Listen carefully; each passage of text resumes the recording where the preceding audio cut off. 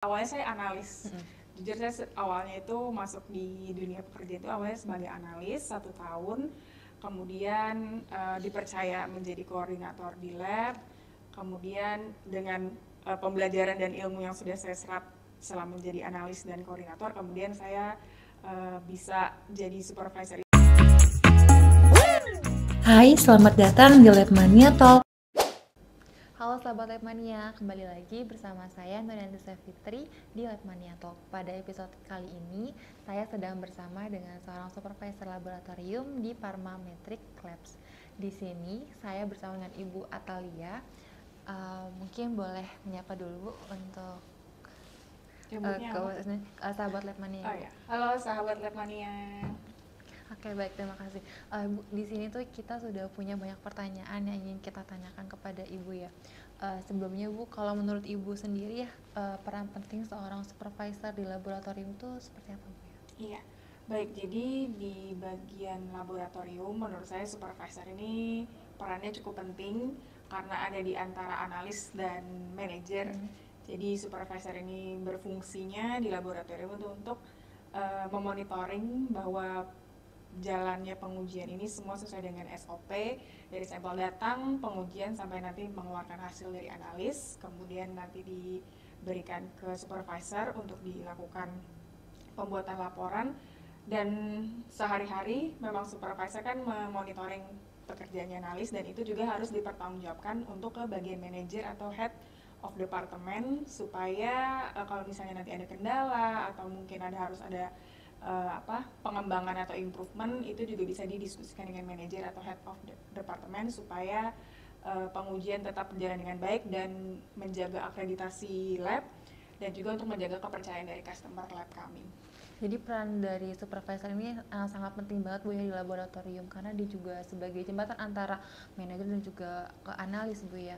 Kalau dari tugas supervisor sendiri itu seperti apa Bu ya? Iya, tugasnya itu tadi yang sudah saya singgung sedikit, itu untuk memonitoring jalannya pengujian yang dilakukan oleh analis, kemudian juga untuk mempertanggungjawabkan hasil-hasil yang dilakukan, hasil pengujian yang dilakukan oleh analis kepada manajer dan head of department. Kalau boleh tahu contohnya itu seperti apa Bu ya? Contohnya mungkin waktu mengadakan validasi metode pengujian kali ya. Jadi kan biasanya kalau misalnya ada metode baru atau mungkin mendapatkan ada reagen baru, kita kan harus memvalidasi pengujiannya itu. Jadi kita membuat prosedurnya dulu, protokol itu dilakukan oleh si supervisor, kemudian nanti dilakukan bersama dengan analis. Kalau misalnya memang trialnya sudah baik, kemudian hasilnya juga sudah ada, nanti kita evaluasi, bikin laporannya, kemudian nanti kita minta review oleh bagian QA, Quality Assurance, dan juga manajer, supaya nanti kalau misalnya memang sudah ACC, itu metode itu akan kita gunakan untuk uji rutin kalau misalnya ada sampel datang. Berat juga Bu ya jadi seorang supervisor lab, Iya, tugasnya udah harus bikin prosedur. Baik, Ibu kalau selama Ibu menjadi supervisor di laboratorium Bu ya, pasti kan analis tuh nggak semuanya baik Bu ya, ada juga yang mungkin tuh nakal, kayak dari yang telat datang atau yang sering nggak masuk. Kalau dari Ibu sendiri tuh bagaimana sih Bu cara menyikapinya? Oke, baik, pertama pasti di setiap laboratorium atau perusahaan pasti ada aturan mainnya ya, atau ada karyawan yang mungkin tidak masuk tanpa alasan, kemudian ada yang terlambat, itu pasti ada aturannya, ada kalau kasarnya ya punishment-nya ya, kenapa kalau misalnya tidak mengikuti aturan. Itu yang pertama, kita pasti merujuk ke aturan umum tersebut. Kalau misalnya dia tidak datang pada hari dia kerja atau tidak datang on time, itu ada mungkin di perusahaan-perusahaan ada yang potong gaji atau dapat SP seperti itu. Jadi mengikuti aturan yang sudah berjalan di perusahaan itu aja sih. Kemudian kalau misalnya memang sudah berkali-kali diperingatkan dan sudah diberi sanksi seperti itu, ya kita tanyakan kenapa. Kemudian kalau misalnya memang apakah masih mau mengikuti rules yang ada di perusahaan kita atau enggak gitu. Misalnya memang ternyata tidak sejalan, ya kita cari jalan tengahnya aja, gimana, apakah dia yang mesti harusnya ikut kita, atau memang kalau dia tidak mau ya silahkan untuk pindah ke tempat lain yang mungkin sesuai dengan polanya dia gitu. Jadi kalau misalnya itu kita harus mengikuti aturan Bu ya, aturan yang ada. Betul. Baik Bu, kalau dari Ibu sendiri Bu ya, misal nih ada seorang analis yang mungkin dia tuh sudah kompeten dan dia juga sudah bekerja lama di laboratorium, tapi untuk jenjang karir analis tersebut tidak bisa naik karena terhalang oleh pendidikan karir, oleh pendidikan terakhirnya. Kalau menurut Ibu sendiri tuh bagaimana Bu? Baik, ini kurang lebih juga pernah saya alami ke ya di teman sepekerjaan saya di lab itu. Kalau misalnya dari pengalaman saya, mungkin orang ini kalau memang ternyata kompetensinya bagus, skillnya bagus, kemudian attitude-nya juga bagus, tapi terhalang oleh tadi yang pendidikan sehingga dia tidak bisa naik ke jenjang yang berikutnya, itu mungkin bisa didiskusikan ke bagian HR gimana untuk mengembangkan si orang tersebut supaya kalau jenjang karir itu kan, kalau menurut saya jenjang karir kan misalnya dari analis kemudian ke supervisor kemudian ke manajer seperti itu ya.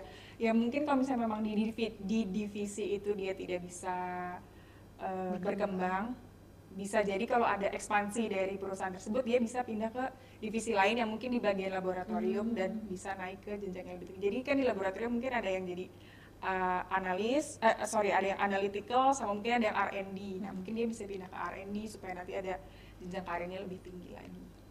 Gitu. Jadi kalau buat karir walaupun pendidikannya mungkin masih di SMK, tapi kan ada juga yang harus supervisor tuh di S1 atau bagaimana gitu Bu ya. Berarti itu tinggal dari SRD-nya juga Bu ya, tinggal membantu ya Bu. Iya. Baik Ibu, jadi ini pertanyaan terakhir sih Bu ya. Saya mau tanyakan terkait gimana sih Bu cara menjadi seorang supervisor lab? Mungkin dari perjalanan Ibu untuk sampai di seorang supervisor lab tuh bagaimana? Iya, baik. Jadi saya tuh berangkat, awalnya saya analis. Jujur saya awalnya itu masuk di dunia pekerjaan itu awalnya sebagai analis 1 tahun. Kemudian dipercaya menjadi koordinator di lab. Kemudian dengan pembelajaran dan ilmu yang sudah saya serap selama menjadi analis dan koordinator, kemudian saya bisa jadi supervisor. Itu yang pertama sih intinya jangan menutup diri dari hal-hal baru. Jadi misal kita sebagai analis ya udah kita kan cuma analis, ya udah kita taunya ngerjain, hasilnya ada, ya mau hasilnya kayak gimana ya udah ini yang udah kita kerjain, tapi harus punya semangat untuk belajar, mau tahu lebih. Oh kalau misalnya ada hasil kayak gini, saya harus gimana ya biar hasilnya tuh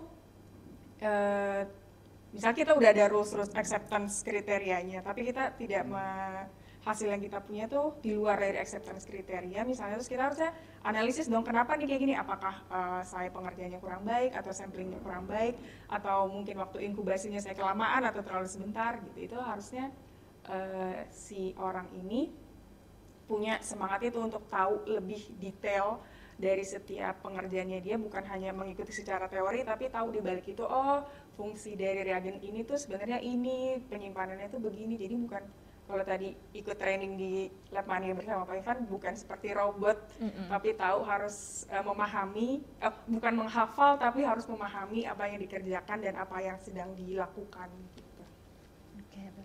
Oke, baik Ibu. Saya mau nanya juga sih Bu, pelatihan dengan mengikuti pelatihan di luar gitu Bu ya, itu sebenarnya bisa achieve buat value di diri kita saat kerja nggak sih Bu? Kayak mungkin dengan ikut pelatihan di Lab Mania itu sebenarnya tuh bermanfaat nggak sih Bu? Buat saya pribadi, iya, atau untuk saya pribadi memang untuk yang pelatihan how to be a great laboratory supervisor di Lab Mania ini menarik, menambah ilmu saya juga karena kan selama ini saya mengikutinya training-training yang dari perusahaan.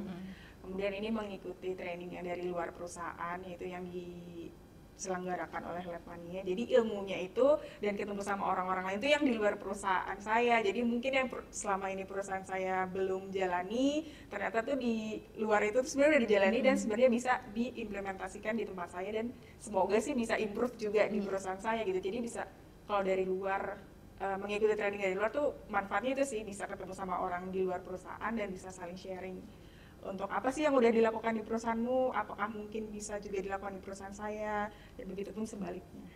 Karena kalau jadi supervisor tuh juga kita harus tetap apa ya, misalnya kayak mencari informasi terus juga tetap harus belajar Bu ya, supaya Iya. kan lebih bagus lagi labnya. Betul Mbak. Oke, baik Ibu, segitu aja sih Bu pertanyaan dari saya. Baik sahabat Labmania, terima kasih yang sudah menemani di obrolan saya bersama dengan Ibu Atalia. Terima kasih juga kepada Ibu Atalia Sama-sama, sudah Mbak. menyempatkan waktunya untuk berbincang di Labmania Talk hari ini. Terima kasih Oke, juga. terima kasih, dadah.